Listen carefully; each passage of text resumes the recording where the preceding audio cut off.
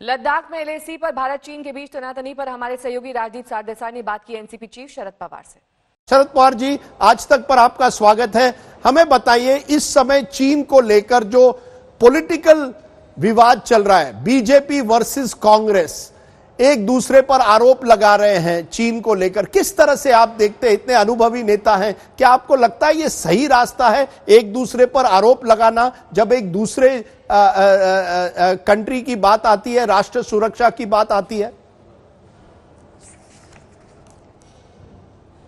राष्ट्र सुरक्षा की बात और जिस तरह से चाइना एक्शन कर रही है, ये देखने के बाद मेरा फर्म ओपिनियन ये है कि इस समय हम सब ने मिलकर देश की जो डिफेंस फोर्सेस जो कुछ कदम उठा रहे, रक्षा मंत्रालय जो कुछ कदम उठा रहे, इसके पीछे मजबूती से हमने खड़ा रहने की आवश्यकता है।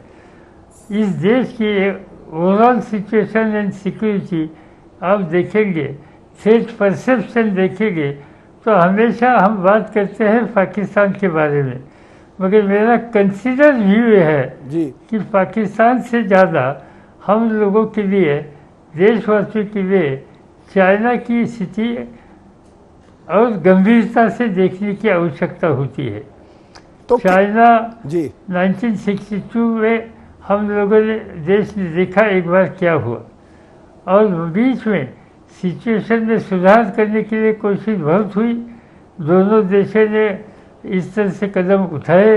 रिसेंटली देश के अपने प्रधानमंत्री, चाइना के प्रधानमंत्री यहाँ आकर गए, बातें हो गई, मगर चाइना की एक स्पेशलिटी ये है, एक तरफ से वो बातें करते हैं, साइमल्टेनियसली उनका जो एजेंडा होता है वो एजेंडा पर वो कभी एजेंडा छोड़ते नहीं।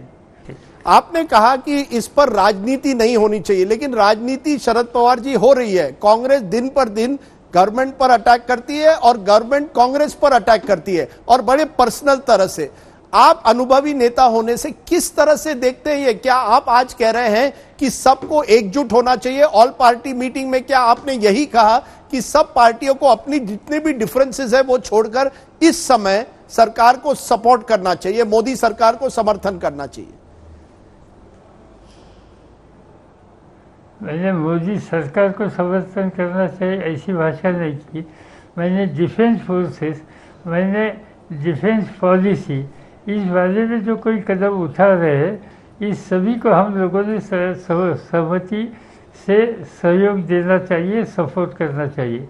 जहाँ तक पॉलिटिकल इशू होता है तो पॉलिटिकल इशू पर अलग अलग राय होते हैं, मगर जब चाइना जैसे देश के सामने इशू हमारे सामने आता है तो मैं पॉलिटिकल इशू रेज करना पसंद नहीं करता। कांग्रेस का जो बात आपने कही जी, तो मैंने खुद श्रीमती सोनिया जी का स्पीच ऑल पार्टी मीटिंग में देखा। उन्होंने ये चाइना के सामने जो परिस्थिति पैदा हुई है, इसमें हम लोगों ने मिलकर एकता से इसका सामना करना चाहिए, ये बात उन्होंने कही। मगर साइमल्टेनियसली जी और कुछ बातें और कुछ कदम उठाने की आवश्यकता थी।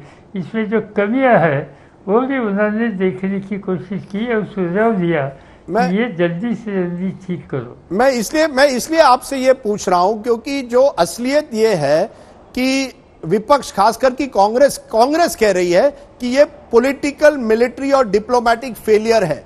क्या आप इसे, जिस तरह से चाइना ने गालवान वैली पर हमारे सैनिकों के साथ झड़प की, जिस तरह से जमीन लेने की बात हो रही है, क्या आप समझते हैं ये पॉलिटिकल, मिलिट्री और डिप्लोमेटिक फेलियर है हमारी तरफ से, मोदी सरकार का फेलियर है? मेरा साफ कहना यह है कि आज की स्थिति में किसका फेलियर है या किसने कुछ बहुत कुछ अचीव किया, ये बोलने का, कहने का बिल्कुल समय नहीं है। आज समय है मिलकर सामना देना, मिलकर हमारे आर्म फोर्सेस के हौसला कैसा ऊंची रहेगा इस पर ध्यान देना, और जो कदम जी इस देश की सिक्योरिटी के लिए जो किए जाएंगे, उठाए जाएंगे, उसको ठीक तरह से मदद करना। इससे हम बाहर निकलने के बाद एनालिसिस कर सकते हैं, फिर तय कर सकते हैं कुछ कमियां थी या कुछ नहीं। पर आज वो स्थिति नहीं है, वो समय नहीं है। लेकिन क्या कहीं ना कहीं इसमें आप राहुल गांधी को एक तरह से सलाह दे रहे हैं कि राहुल गांधी देखिए, इस समय ये समय नहीं है प्रधानमंत्री पर आरोप करना? क्या यही कहीं आप राहुल गांधी को इशारों में सलाह दे रहे हैं?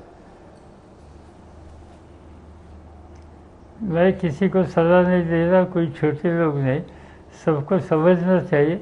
मैं आज की आवश्यकता क्या है, what is the national need, आज की ज़रूरत क्या है, इस बारे में मेरी व्यक्तिगत क्या राय है, मेरी पार्टी की राय क्या है, ये मैं बता रहा हूँ।